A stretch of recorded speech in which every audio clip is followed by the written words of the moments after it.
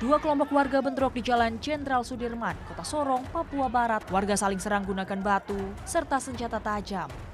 Bentrokan dipicu aksi penjarahan sejumlah toko di kawasan Pasar Bersama, Kota Sorong. Selain itu, sekelompok pemuda di bawah pengaruh minuman keras juga lakukan perusakan dan penganiayaan.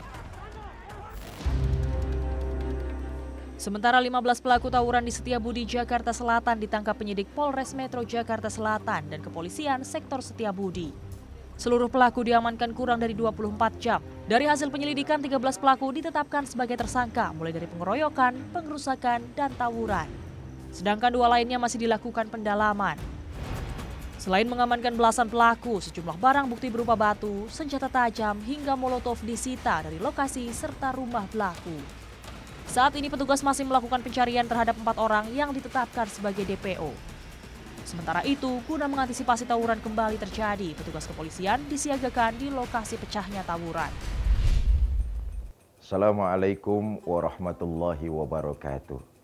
Bismillah walhamdulillah, salatu wassalamu ala rasulillah, amma ba'du. Saudara-saudara sahabat hikmah, alhamdulillah saat ini kita dapat bertemu kembali dalam berbagai macam persoalan hidup yang mudah-mudahan ada hikmah di balik setiap kisah. Saudara-saudara, sahabat hikmah yang saya cintai, itulah tadi gambaran tentang fenomena yang terjadi di tengah-tengah masyarakat kita.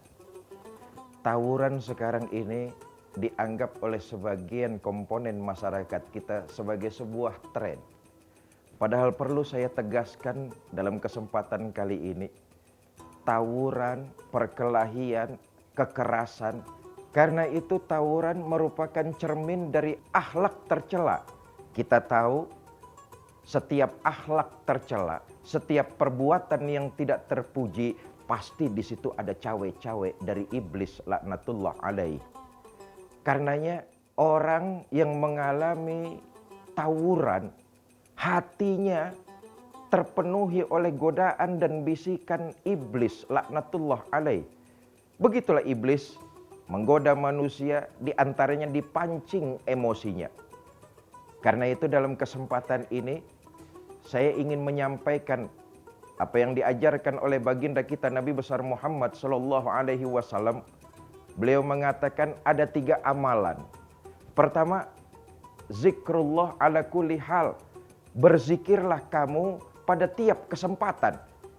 Saat di keramaian kamu berzikir, saat lagi sepi kamu berzikir. Berzikir itu, saudara-saudara sahabat hikmah, bisa zohar. Artinya suaranya bisa ditampakkan. Bisa juga dalam hati. Astagfirullah, astagfirullah, astagfirullah. Mulut. Tapi kalau mulutnya diam, hatinya astagfirullah, astagfirullah. Zikir itu mencegah setan membisiki hati kita. Kalau dibiarkan setan main di hati kita, dibakar emosi kita, terjadilah apa yang sudah kita saksikan, fenomena tawuran. Karena itu, saudara-saudara saya, para sahabat hikmah, jangan berikan kekosongan di hati kita untuk disemayami iblis laknatullah alaih. Sebab kalau diberikan sedikit ruang di hati kita untuk iblis berperan, salah satunya dipancing emosi kita, maka terjadilah tawuran. Karena itu dawamkan zikir dimanapun kamu berada. Yang kedua kata baginda Nabi, sadarkan orang-orang di antara kamu. Sadarkan di sini artinya nasihati dengan kebaikan orang-orang. Ajak mereka kepada nilai-nilai kebaikan. Dan yang ketiga kata baginda Nabi, islahkan mereka, sambungkan mereka. Islah itu bisa diartikan memperkenalkan teman kita dengan teman kita yang lain. Diislahkan, diperkenalkan, disambungkan supaya bisa saling mengenal. Ada pepatah mengatakan tak sayang kalau tidak kenal. Dari perkenalan itu maka akan terjalinlah rasa kasih sayang. Kalau sudah kasih sayang bersemayam di hati, maka tentu akan ada rasa saling menghormati.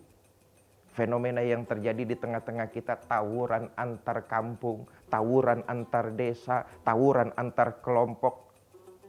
Boleh jadi mereka saling kenal, boleh jadi, tapi tidak tumbuh rasa kasih sayang di dalam hatinya. Yang terpenting adalah saya katakan sekali lagi, itu akhlak tercela yang dibisikkan oleh iblis laknatullah alaih. Dihadirkan di hati kita rasa tidak percaya dengan orang lain. Nah inilah pintarnya setan, pintarnya iblis bermain-main di relung hati kita. Dihadirkan rasa tidak kepercayaan kepada orang lain. Kalau sudah tidak percaya, sirnalah rasa kasih sayang. Kalau sudah tidak ada rasa kasih sayang, tentu sudah tidak lagi ada rasa saling menghormati. Memang saudara-saudara hikmah, sahabat hikmah yang saya cintai, fenomena tawuran adalah satu gambaran yang membawa kita sebagai anak bangsa ini prihatin. Sebab tindakannya sudah mengarah kepada tindakan kriminalitas. Tentu ini sangat jauh apa yang diajarkan oleh baginda kita Nabi besar Muhammad SAW. Ini jauh dari akhlak yang diajarkan oleh agama Islam. Dalam agama Islam, kita disuruh menjalin perkenalan, ta'aruf. Perkenalan dengan apa? Dengan rajin bersilaturahmi. Dari silaturahmi terjalin perkenalan. Dari perkenalan tumbuh rasa kasih sayang. Dari rasa kasih sayang saling menghormati. Karena itu jangan berikan ruang di hati kita terhadap iblis laknatullah alaih. Kalau itu diberikan ruang dalam hati kita, iblis terus akan mengusik-ngusik hati kita. Karena itu berzikirlah kepada Allah. Damaikan orang yang berselisih dan jalinlah silaturahmi.